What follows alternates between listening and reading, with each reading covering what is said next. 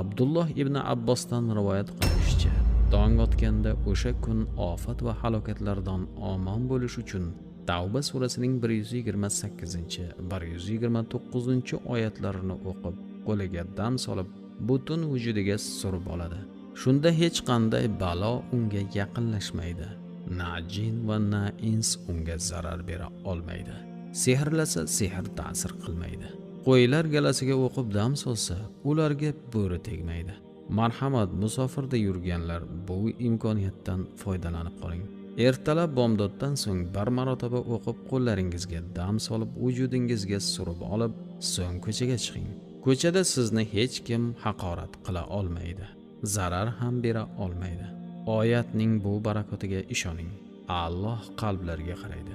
O'zi bu haqida o'z kalomida shunday aytadi: Kimki Allohga suyansa, u hech qachon uni tashlab qo'ymas.